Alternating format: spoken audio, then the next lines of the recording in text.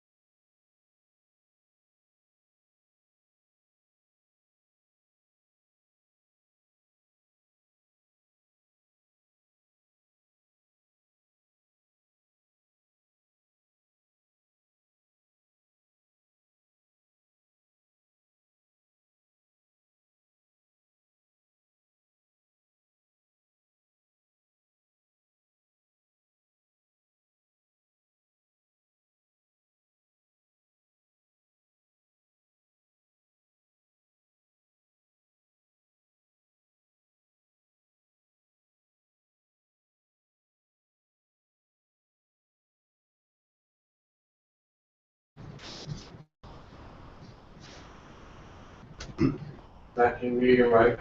Yeah, I'm doing it right now.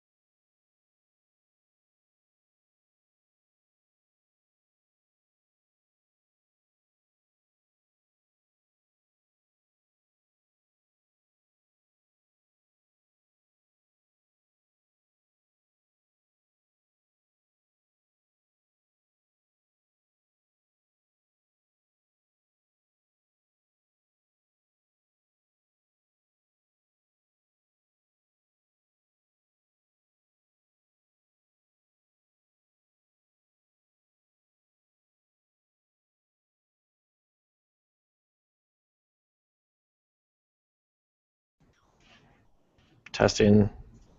Testing. All right. It looks like the mics are working. I think we're about ready to start here.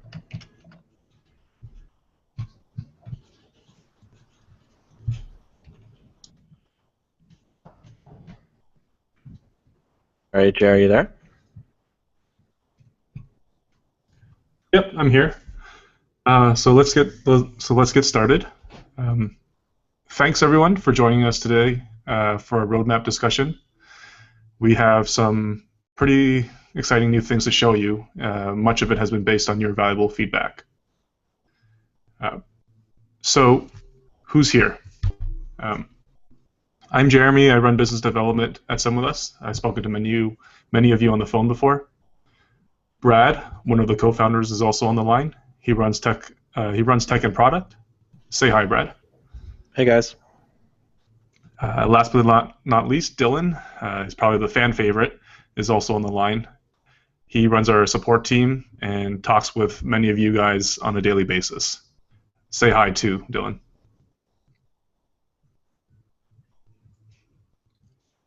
Oh, maybe his mic's not working. He'll get that sorted out. So who else is here? The entire sendwithus team in both our San Francisco and Victoria offices are listening in and helping with Q&A. And then lastly, our VIP customers on the line, aka you guys. So we consider anyone that is actively engaged and providing constructive feedback a VIP customer. We're ultimately building this product for you, and your continued support and feedback allows that to happen. For some housekeeping, just a reminder, this webcast will be available on YouTube afterwards. So if you miss any parts of it or you have to leave, you can catch the video on YouTube. So what will we be talking about today? Well, the plan is that we first want to talk about 3 new major features we released: template localization, customer groups, and our automation beta.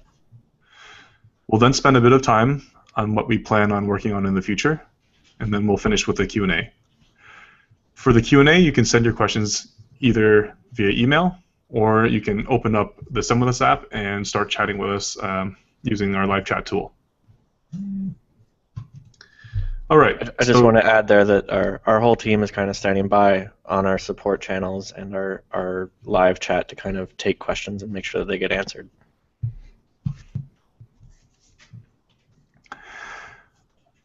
Great, thanks, Brad. So the first thing we'll talk about is localization. If you are a bigger customer and as you're starting to scale, you recognize that multi-language templates are a huge problem. Creating and updating them, even without sendwithus, can be a huge pain. So inside sendwithus, we found customers using many different workarounds to kind of solve this problem. So some of our customers would have a different template for each language. Other customers would have a different version of a template for each language. This latter solution obviously is not ideal because this affects drafting versions and also affects A/B testing functionality, and then it also affects analytics. So it's difficult to separate analytics if you're just using versions. All in all, using these kind of workarounds is pretty messy. With that being said, we've added a bunch of new features for handling multilingual templates, and Brad will run you through those now. Yeah, awesome. So I'm gonna switch the screen over to a sendwithus account here and kind of walk you guys through how the new localization features work. So I've got an example email set up. So I've got my welcome email template here in my sendwithus account. We can take a quick look at it. So this is what it looks like. You can see it's all in English, full English content. And if I send this email now to my customers, they're going to receive the English version of this. And what we've done is we've made it so that you can easily define alternates to a template that are in a different language. So the way you can do this is in the little actions menu here.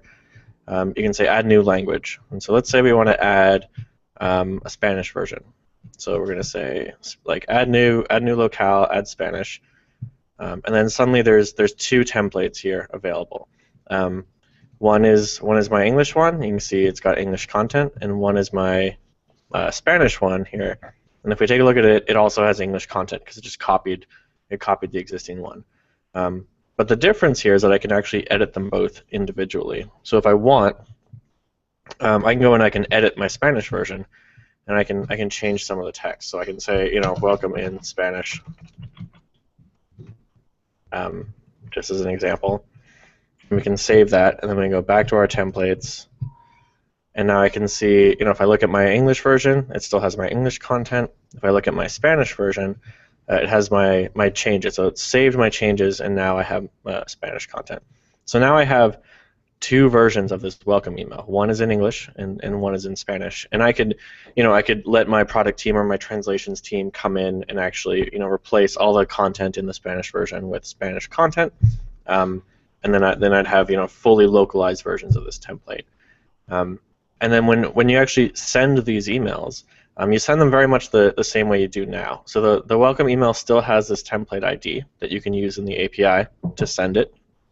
But we also have additional what we call locale codes. So there's this ENUS, which is kind of the industry standard for like English, and then there's the Spanish locale code here.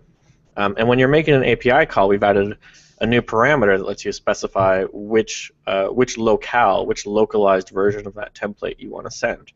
So you can say, you can make an API call that says I want to send my welcome email and I want to send the ES, the Spanish version of that welcome email, and then our system will make sure that customer receives the Spanish content for that. So this is it's really cool. It's intentionally designed to be fairly flexible. So you can have many different locales for a specific template, and you can edit them just like you would any other template. You can A/B test different locales. So if you want to run an A/B test just on your English template, you can. If you want to draft and make changes just to an English template, you can. So they operate as independent templates. The one thing I want to point out here is this green check mark here, which means that the English version is actually my default version. Just see if I can make this a bit bigger for you guys. So there, so you can see the English version has this green check mark, which means it's the default. So if I make an API call to send an email, to send this welcome email, and I don't specify a locale, then it's going to get the default locale. So this means that any API calls I make to send my welcome template without a locale code, without a specific locale code, will receive the English version. And I can change this. So I can, if I want my Spanish version to be the default, I can, again, go to the Actions menu, select Set as Default Language, click OK, and now Spanish is my default. So if I'm not providing a special locale code in the API call, then my customers are going to receive the Spanish version. I'll switch it back to English here. So this is kind of like step one on template localization, and we realize that it's kind of a pain to manage this content. So if your translations team or your product team has to go in and make changes across all these different templates, if they have to go into the Spanish version to make Spanish changes, that's kind of a pain. So we've also built some other tools for kind of generating localized versions. I'm going to show a quick example of one of them right now, and then talk about some of the other options we have. So on the translation here, on the sidebar here, we have a translations tab. And what you can do on the translations tab is you can actually upload translation files. And these are files that you get from a translation service, or if you're already doing website translations and you're pretty familiar with these files. They're called PO files. And what they do is they'll map English content or content in some language to similar content in another language. I don't want to get too deep into what PO files are, but if you're familiar with kind of how websites are localized, it's a very similar process. So what I can do is I can actually upload a bunch of these PO files. So I've got a bunch ready. I've got 5 ready to go. So I upload them, and what sendwithus is doing now when I upload it is it's actually taking all those PO files and it's creating localized versions of all my templates based on those strings. So the upload's done, and I can actually go back to the templates list here, and with a quick refresh, and I can see that now I have 5 additional languages. So I uploaded translation, I upload translation files for Italian, for French, for Portuguese, and German. And I can look at these emails and see that they're different. So again, if we look at the English version, here's the English email. If I look at the Spanish version, it took all of the Spanish content from the translation file and put it into my email. And same for the Italian. And all of these now have localized content ready for those particular locales. So this is a really great way to kind of create a bunch of localized content all at once, especially if you're already using a translation service. One of the great things about this is I could actually re-upload new translation files, and it would update these localized versions. So if I wanted to make a change to my Italian one, I could to my Italian welcome email, I could upload a new version of my Italian translation file, and sendwithus would automatically create a new copy or automatically update the Italian welcome email for me.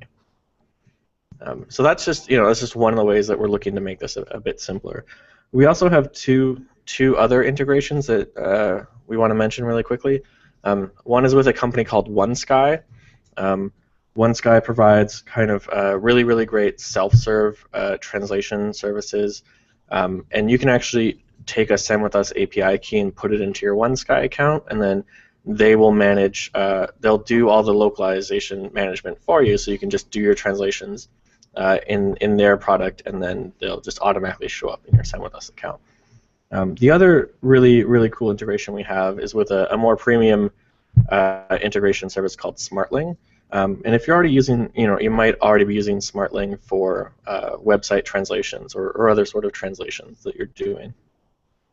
We can actually take your SmartLing API key and then integrate directly with your SmartLing, so with your SmartLing account.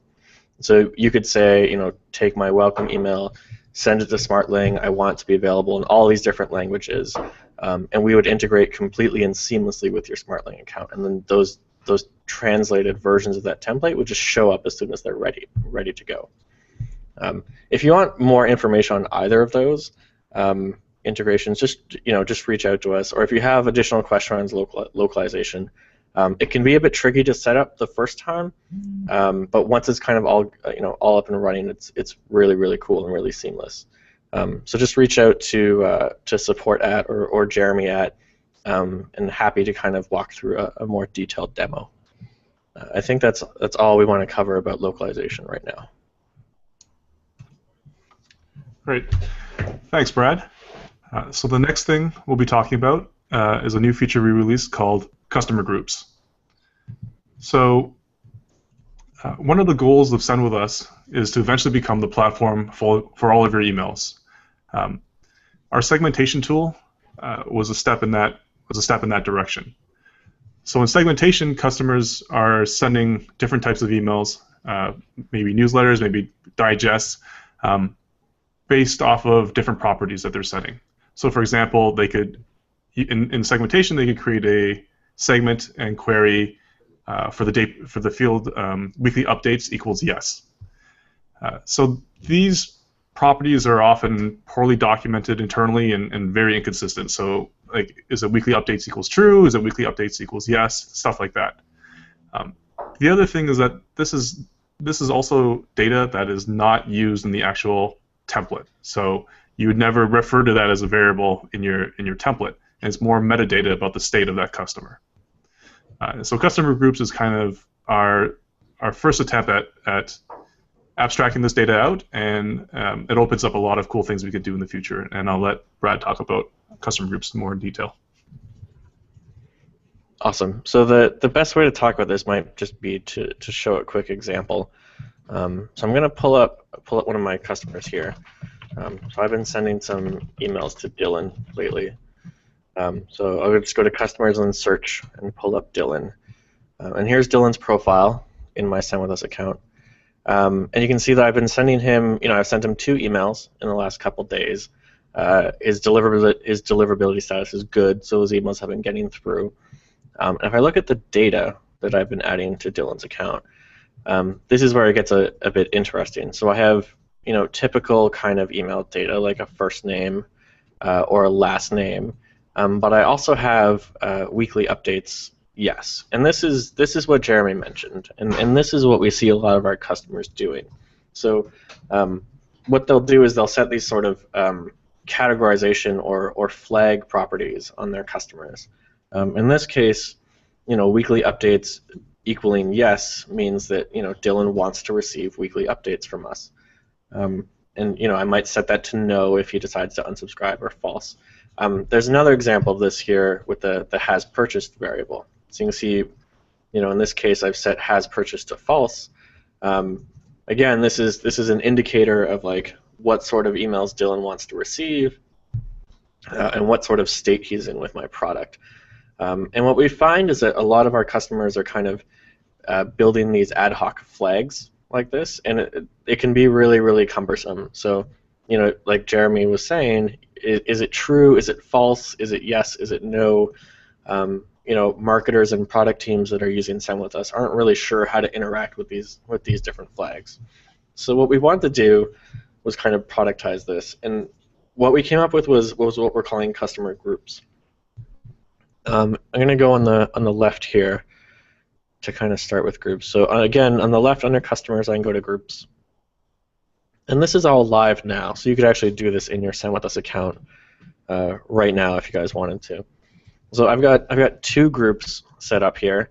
One group that I've called purchasers, and I've set a description of customers who have made at least one purchase. And I've got a second group that I've called weekly updates, and this is customers that want to receive my weekly digest emails. And I'll come back to this page in a minute, but we'll go back to Dylan for now. And so what I can actually do is you can see under Dylan's profile here it says groups and then none. So this means that Dylan is currently, Dylan currently belongs to no groups. So I can actually go add to group, and I know that Dylan wants to participate in our weekly updates. So I'm going to add him to the weekly update group, or try to add him. All right. So if I added him to the weekly update group, then you would actually be able to see. Here they would say, Dylan is part of the weekly update group, and it would update automatically. And I could add or remove him from any groups that I wanted to. And this means that Dylan is kind of this kind of replaces the need to have this weekly updates flag here. So I'm going to go back to the groups page really quick, and it's cool that we have this UI control to add and remove people to and from groups, but we also sendwithus, we want you guys to be integrating with our API and kind of building things in real time and updating these things in real time. So if you look at the groups page again, we give our groups these IDs, and these are you see these everywhere in sendwithus, these kind of API IDs.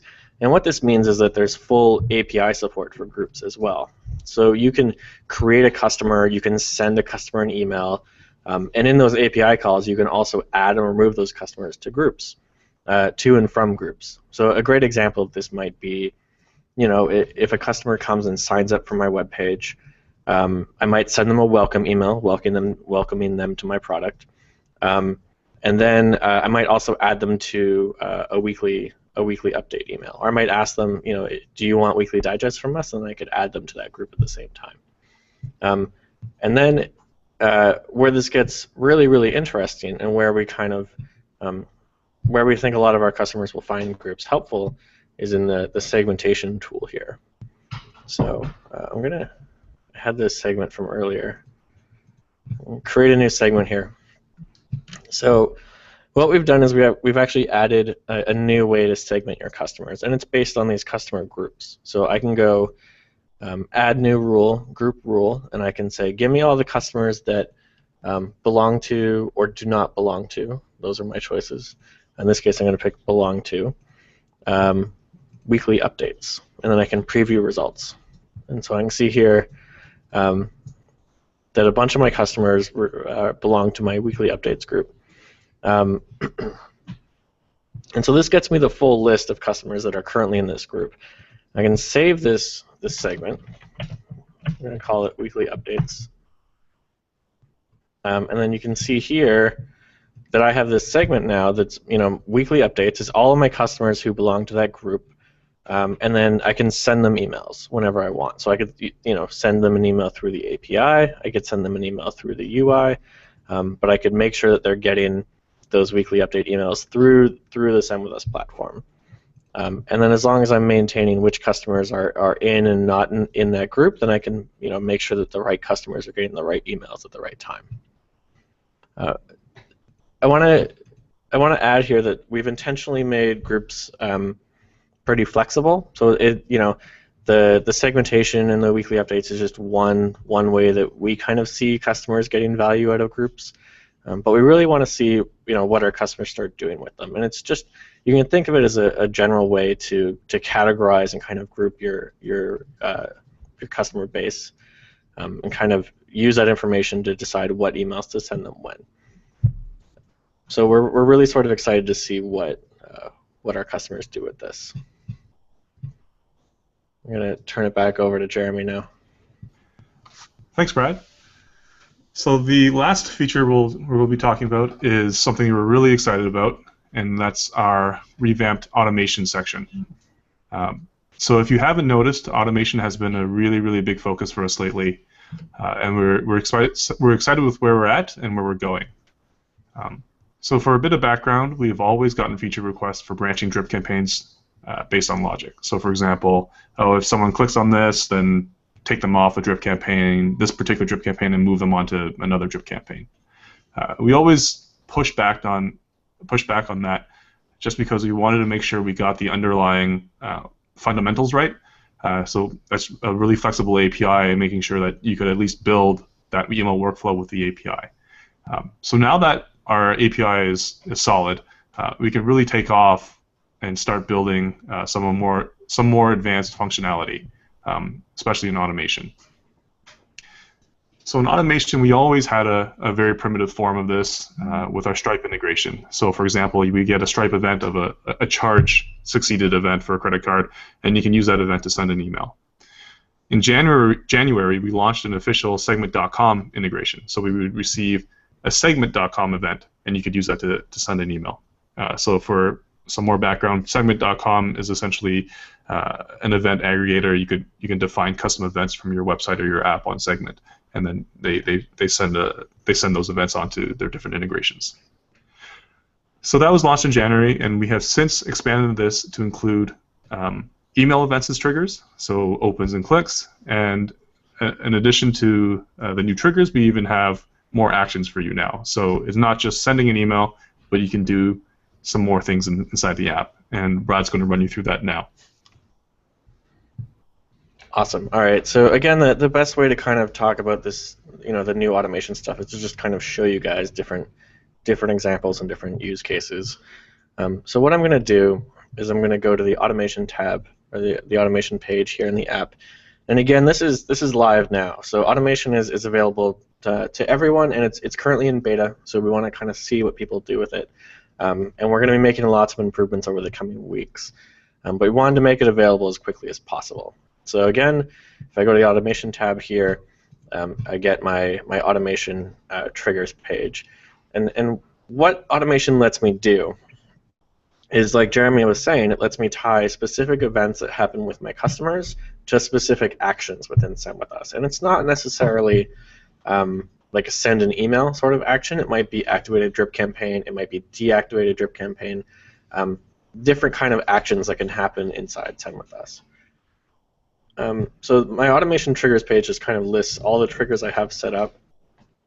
I'm going to talk about this in detail in a minute, but I want to kind of go through the different options that are available with automation. So if I go to new trigger, so here's the trigger creation page, and I can actually select which events, so step 1, select an event, which events trigger which actions.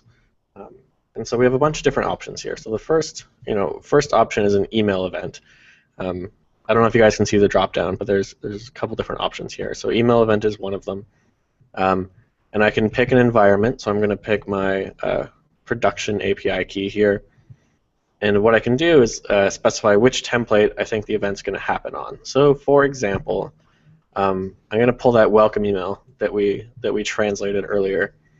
And I'm going to say, okay, whenever this email is clicked. So this is my example. So I can take an action that happens on that email. There's a bunch of different options here. There's clicked, there's converted, there's bounced, there's sent if you just want to take action on when emails get sent. But for this example, we're going to use clicked. And then on the right, I can choose what action happens whenever this welcome email is clicked. So again, there's a bunch of different options here.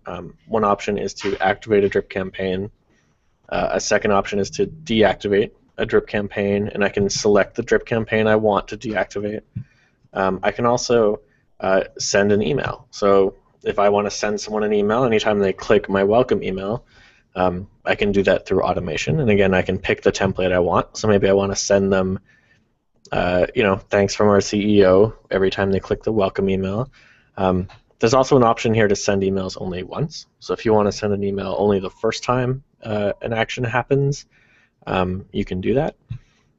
Other possible actions, going back to the new groups feature, is you can actually add customers to groups. You can also remove customers from groups. So, and you can select the group that you want here in the drop-down. So I'm going to go back to the triggers page and just reload this here and kind of walk you guys through the different triggers that I've already made here. So the most interesting one is probably this middle one here. So if you can see, the event that's happening is that my welcome email is being sent. So what this automation trigger says is that every time in my production environment that my welcome email, this template that I set up, gets sent, I'm going to take two actions. One of those actions is to add that group or add that customer to the weekly updates group. So anyone who signs up for my product and receives that welcome email is going to automatically be added to my weekly updates group, and then this opts everyone in for my digest emails. I've also got a second action set up here, and this is important. It's important to note that we've built automation so that you can tie multiple actions to multiple events.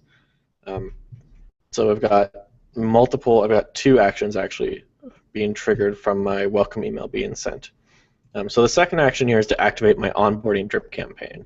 So I've set up this, this really great onboarding drip campaign that I want all my customers to go through as soon as they sign up. So as soon as they receive that welcome email, I'm going to activate them on that drip campaign, and I can do this all through automation. I don't need to write an API call to activate the drip campaign separately. I don't need to do, I don't need to change any code. I just need to make the drip campaign and then set up an automation trigger to start the drip campaign on sign up. The other interesting things we've got here is on a second email. So I have this order complete email that goes out every time one of my customers makes a purchase. So again, you can see in my production environment, whenever the order complete email is sent, I'm going to take two actions. One is I'm going to deactivate my onboarding drip campaign. So I want that drip campaign to stop. The drip campaign that started when they signed up and received the welcome email, I want it to stop when they make a purchase. So if that customer ever converts, I'm removing them from that drip campaign, so make sure they don't receive any more of that content. I'm also going to add those customers who make a purchase to my purchasers group. So I've got my purchasers group here that we made before, and I'm going to add them to that and make sure that they're now included in that group of customers. So if I ever want to communicate with customers who have purchased something, they'll now be included in that communication. The third sort of automation trigger we've got set up here is a pretty common use case, and we see this happening. We see this question a lot on different ways to kind of do this. So again, in my production environment, whenever my weekly update email is sent, whenever my weekly update email is unsubscribed from, I want to remove, it says add to group, but it should be remove customer or remove from group weekly updates. So what I want to do is whenever a customer, if Dylan were to receive my weekly update email and then unsubscribe from it, I want to remove him from that customer group to make sure that he doesn't receive it again. So again, this lets me set up automated ways to kind of make sure that my customers are receiving the right emails. And also it lets me build different workflows. So I have one workflow here that starts a drip campaign and stops a drip campaign. I have another workflow here to manage my weekly updates group. So they're added to the weekly updates group when they sign up, and they're removed from it when they unsubscribe. And then I also am maintaining this purchasers group. So there's a bunch of different things and kind of workflow things that you can do with automation. I want to kind of go through one quick example here of how to use our segment.com integration. I think Jeremy mentioned this really quickly, but you can actually you can connect sendwithus with your segment.com. If you don't know what segment.com is, you should check it out. It's kind of an analytics aggregator, so you can send out events that happen from your website and from within your app, and then Segment will then forward those events on to sendwithus so that we can act on them. So one example of using segment.com is, say I want to use segment.com to power my welcome email in the first place. So maybe I don't want I don't want to make an API call to send the welcome email. I actually want to use Segment to power it. So what I can do is I can select a segment.com event in my trigger creation page here. I can say my production segment environment, and then I can add the event that I want to look for. So my application, my website is sending this user registration event to Segment every time that someone signs up. And then what I'm doing is I'm connecting it in sendwithus to take an action. And that action I want is going to be to send an email. So I want it to send my welcome email, and I only want to send it once ever. So the first time a user registers with my website through segment.com, I'm going to send them the welcome email. And then I'm going to save this trigger. So now I've got a complete onboarding process here. You can see here that when my segment.com user registration event happens, I'm going to send them my welcome email. When my welcome email gets sent, I'm going to activate them on my onboarding drip campaign, and I'm going to add them to some groups. When they make their first purchase, I'm going to deactivate them from the onboarding campaign. I'm going to add them to another group, and then if they unsubscribe from my weekly emails, I'm going to remove them from that group. So I've got a full sort of customer lifecycle going on here, and I haven't had to change any code. And this is kind of this is what makes this really exciting to us at sendwithus is empowering these sorts of like workflow creations without having to update any code. So I don't need my developers to do my drip campaign activation or deactivation. I don't need to manage different lists on my side. I can do it all through groups, and this sort of thing. So this is really, really exciting to us, and we're really curious to see what our customers do with it, and kind of learn more about what we can do to make this better and open up more use cases. I don't know if you had anything else to add to this, Jer. No, I think you covered it pretty well. All right, awesome. Let's move on. So that wraps up our new features. So where are we headed next? So kind of the next three things that we'll be working on. The first is unsubscribe management. So we get asked a lot by new customers how to handle unsubscribes. So the current answer is that all this is handled on your end and by your email service provider. So this obviously isn't ideal, and at sendwithus we want to provide a uniform unsubscribe experience across ESPs for all of our customers by handling it in-house. And that groups feature that Brad introduced a little while ago is the first step in making that happen. So that opens a lot of really interesting possibilities for handling unsubscribes ourselves. The next thing we want to work on is also is related to the segments that I talked about before, a segmentation tool. So we first introduced this last year, and we made a lot of improvements to it since then. When we first introduced it, we were really just interested in how you guys would use it. So now that we've solidified the use cases and we're making it more integrated with the rest of our application, we want to make sure those segments get sent even faster. I think. Sorry. Yeah, I think it's important to note that we actually it's really interesting to see how our customers are using segmentation. And segmentation actually started out as an experiment to kind of see if we could do it, to kind of see if we could build these random queries, these sort of ad hoc customer queries and ad hoc customer sending. And we've seen so many of our customers start using this in really interesting ways, in ways that we hadn't really considered before. So we're really excited for sort of the future of this feature. And to what Jeremy's talking about here is we really just want to make it super fast, super snappy, and build a UI that makes these things easier to do. Thanks, Brad. So the last thing that we'll be I'll be mentioning for what's next is something that a lot of people have been asking for. It's template versioning. So I hope that you guys have noticed we've introduced a beta version of template control and versioning. This obviously is a very important part as a very important feature as your team grows, as your company and your team grows. It becomes difficult to manage all the different templates and all the different versions.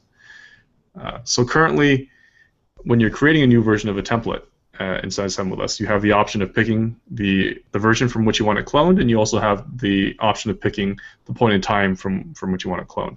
So for example, you can clone from a draft version created 3 weeks ago.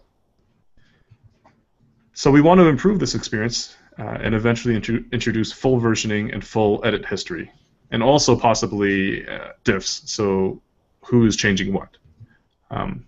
An idea that we're playing around with is syncing your templates with Git. So we get asked for syncing a lot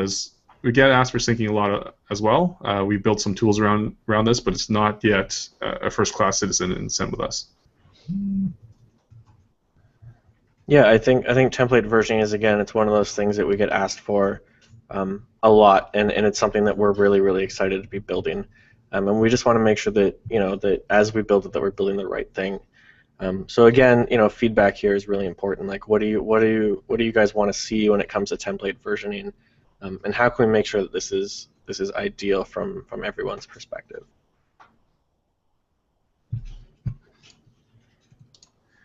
Great. So with that being said, I think we can enter into the Q&A section of our event. So I'll let Dylan take over. Dylan? Thanks, Jeremy. So I just want to reiterate that you can send questions to support@sendwithus.com or talk to us on our live chat. So we already have some questions here. Candice wants to know if there's any plans to support more advanced segment rules, something like greater thans or less thans. Yeah, I think that's definitely in the roadmap for segmentation. Greater thans, less thans. We also are looking at ways to support dates. So if you want to set a join date or something on a customer, being able to kind of segment around those dates. So if you want to say customers who have purchased in the last 30 days, that sort of thing. So definitely more advanced kind of data properties and segmentation rules will be coming in the new segmentation stuff. Great. So Kent wants to know, what sort of security testing have we done to make sure that we're a secure platform? Yeah, that's actually a really interesting question. We've actually just undergone our first round of third-party security testing. So we just worked for the last month or so. We've been working really, really closely with a security testing firm to make sure that our API is rock solid and sort of enterprise ready.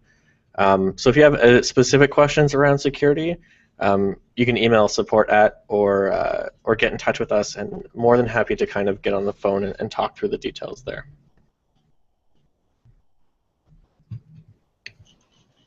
Thanks. So Mark Zed wants to know, are there any plans to add conditional checks on automation triggers? So like when a customer property is updated.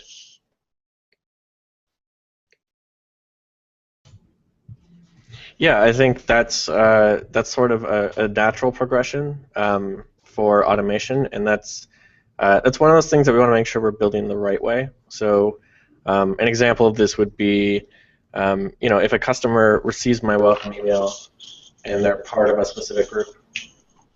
If my customer receives a welcome email and they're part of a specific group, only under that case are we going to send them a specific email or add them to a drip campaign or something like that. That's definitely a problem we want to solve, and we want to make sure that we're doing it right. So again, this is where feedback from you guys will help a lot. If you're letting us know what you want to be doing with automation and how we can be improving that, it'll definitely make sure that we're building the right things.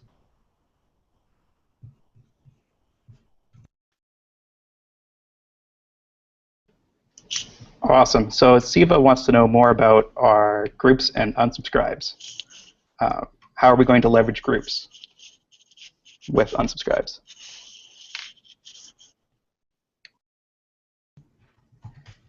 Yeah, so groups are kind of the first step towards unsubscribes.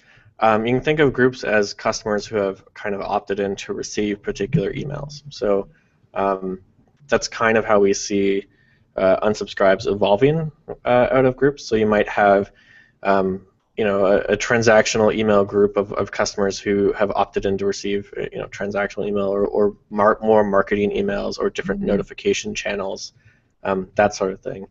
I think the primary thing there with groups and unsubscribes is that groups is kind of the first step in categorizing different customers.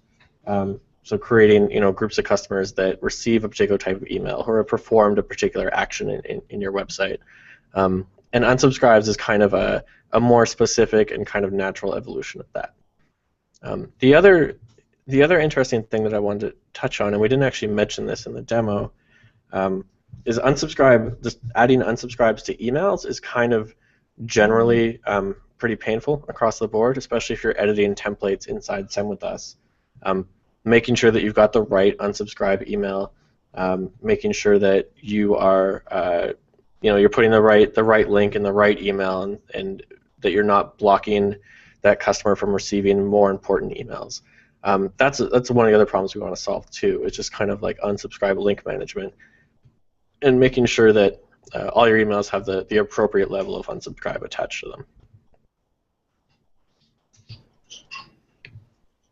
So Greg wants to know if we have any plans to support integrating with Mixpanel like we do with segment.com.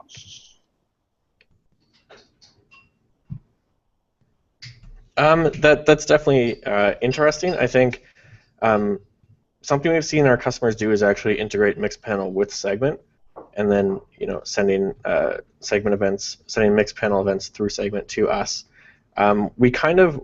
We like Segment because Segment positions themselves as the catch-all for all of your events, all of your customer events.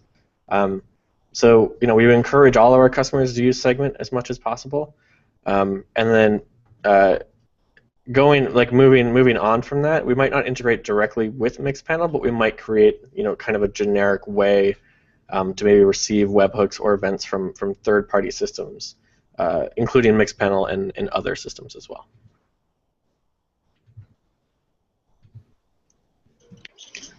So Harry has a question. He wants to know if we have any plans to make it easier to manage multiple environments or projects within sendwithus. The answer is yes. That's so I'll hop in here, and I think Brad will want to say more from a tech side.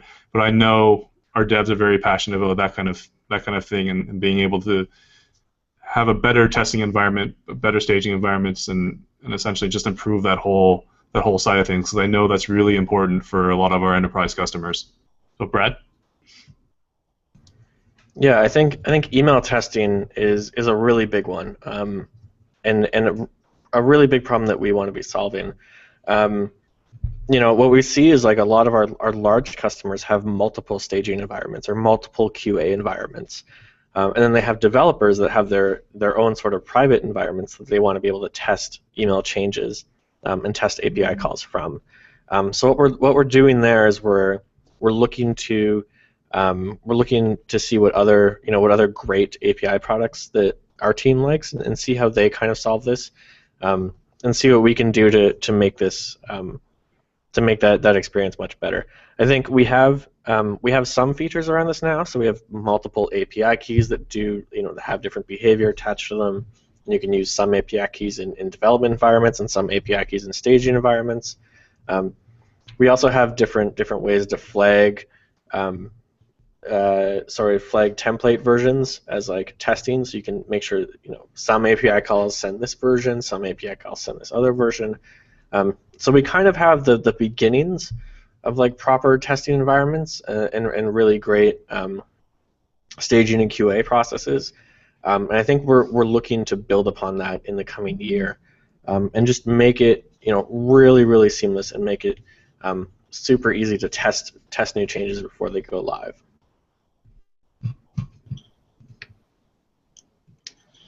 Robert wants to know if we ever plan on supporting scheduled emails in automation.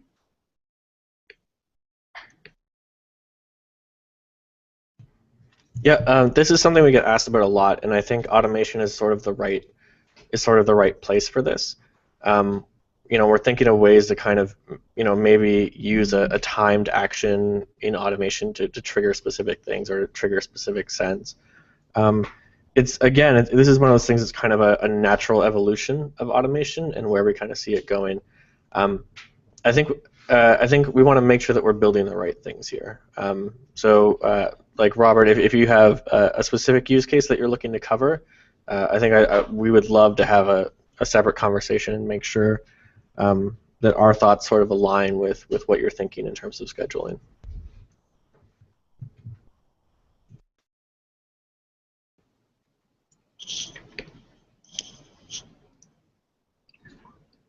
Great. So this goes back to the Kissmetrics question, but do we have any plans for like more events in automation? Like which ones are we considering in the future? This is Mary, by the way. So the short answer is yes. Like right now, obviously we're quickly expanding the type of events we quickly expanded the type of events we handle from Segment, just in addition to our email events. I think one of the things we've been thinking about is, like Brad mentioned, a generic just event handler, so that we can see events from your side, and then you can use those events to power actions inside sendwithus. Yeah, so like if you guys have, again, we're building this product for you, so if you guys have specific integrations that you're interested in, definitely let us know, and then we will take that into consideration as we expand on that feature. Brad, do you have anything to add there? Yeah, it might be worth mentioning. We haven't mentioned this yet, but we did release a Zapier integration a few weeks ago.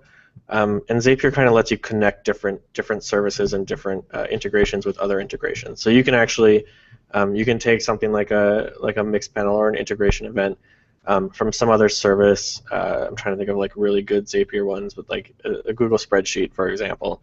And you can actually tie those to API calls in sendwithus. So you could actually tie it to an automation event. You could tie it to a drip campaign activation. You can do a bunch of different things, and it's intentionally designed to be really flexible. And like we've been saying, we want to kind of see what our customers are doing with this, and what proves to be the most useful. And based on that, we'll see where we go next for sort of official integrations.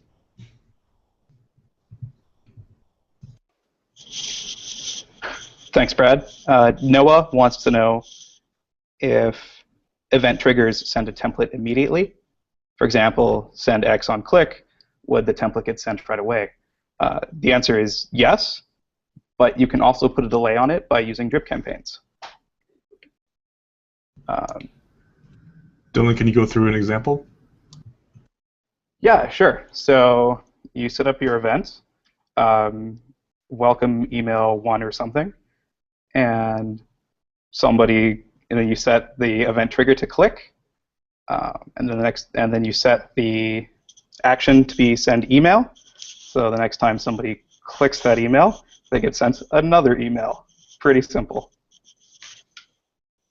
Charlie wants to know, are there any plans for more complicated analytics, like on drip campaigns or groups? Yeah. So sorry, just before answering that question, I just wanted to hop in there on the delay for Noah's question. Is that if you actually have a drip campaign with only one email in it, and you set that to your desired delay, you can have an email. Sorry, you can have an action trigger. Have an action trigger something that is acting on a delay there. Yeah, so for a specific example, if you set up a drip campaign that sends its first email 6 hours after activation, and then you set it up in automation to activate that drip campaign on a specific event, then 6 hours after that event occurs, that first email will go out. So as for more advanced analytics, yes, that's something we definitely want to do. So we've had questions before on like analytics by campaigns, by segments, and then now that we've introduced groups, analytics by group as well. So that, yes, short answer is yes, we want to do that. From a technical perspective, that is a very large undertaking on our side, but that's eventually where we want to go, because we recognize that our analytics on a template basis right now are pretty powerful, but like for more advanced marketing needs, there definitely is an opportunity for those kind of detailed analytics. Cool. So Brendan wants to know what level of granularity we show on our click tracking. Yeah, can you, Dylan, can you clarify what the question means in terms of granularity? Yeah, sure. So do we show what link was clicked, or just that links were clicked? Got it. Yeah, so we've changed. We've made a lot of changes to the way click tracking works over the last 6 months or so. We've been trying out a lot of different things. One of the things you might notice that we've added click maps, so you can actually dive into the analytics for a template and then pop open a click map, and we'll show you which links are being clicked which % of the time. We also started tracking more detailed information. Again, this sort of ties into click maps, but about like which specific links in the template. So, for example, if you're sending an activation link to a customer, all of your activation links might be different. So it's not helpful for us to tell you that 100 unique links were clicked once. What we can actually do is track it at the template level and say, this call to action, this anchor tag, this particular variable link here was clicked 100 times. That's much more useful. So we're playing around with different ideas in click tracking. And I think we're starting to get in on a really great solution there. There's a lot of new stuff, and we could actually, we could talk about we could go in depth on click tracking more in the next roadmap discussion for sure, and kind of get into depth there.